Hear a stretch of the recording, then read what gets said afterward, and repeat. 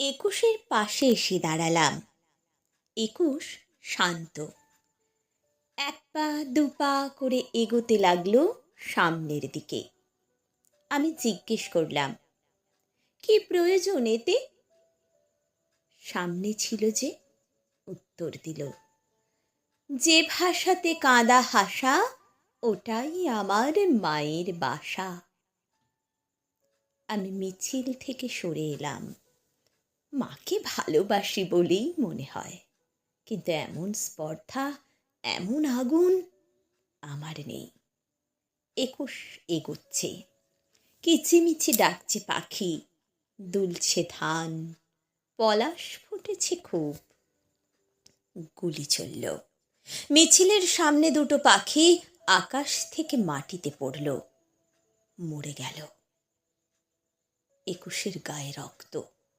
একুশ তখন আরো আগুন, সব ধান ছিঁড়ে ফুঁড়ে গেল, মরে গেল। এদিকে ওদিকে ছড়িয়ে ছিটিয়ে গেল একুশ। পলাশের চোখ কান্নায় ভিজে গেল, আরো লাল হয়ে উঠল সে। একুশ হাসল। আমি একুশের পাশে এলাম আবার। হাসছ যে, মৃত্যুতে ভয় পাওনি বুঝি? একুশ বলল, একটুও না, ভয় তো ওরা পেয়েছে। ওই দেখো, আমার মা বাংলায় গান বাঁধছে, উঠোন নিকিয়ে উনুনে হাঁড়ি বসাচ্ছে, ওতে ভাত ফুটবে, স্নেহ ফুটবে, রোদ্দুর পড়বে মায়ের পিঠে। মা বলবে, ভাগ্যিস আমার একুশ ছিল। এসব কথা অনেক আগের। এখন আর সারা বছর একুশকে দেখতে পায় না। আমিও নানা কাজে ব্যস্ত। ওই বছরের একটা দিনেই একুশ আসে। আমায় দেখলেই আলতো হাসে। আমি জিজ্ঞেস করি, এখনো কি জয়ের হাসে? একুশ হাসতে হাসতেই বলে, বিস্ময়ের। বিস্ময় কেন? আমি বিস্মিত।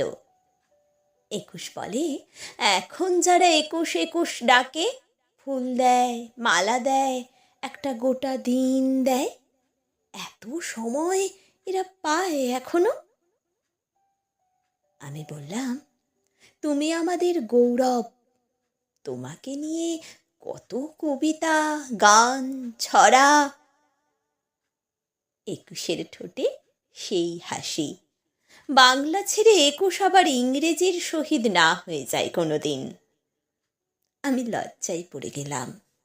সত্যি, একুশটার মুখে যা আসে তাই বলে। তবুও দেখো কেমন শান্ত এখনো, কেমন শিশির ভেজা ঘাসের মতো চোখ, কেমন বৃষ্টি ধোয়া আকাশের মতো গা, কেমন উষার মতো হাসি।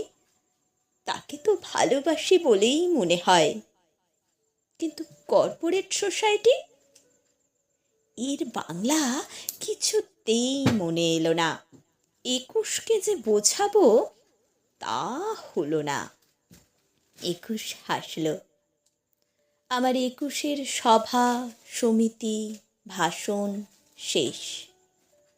ওর পাশ থেকে সরে এলাম। বললাম, চলি।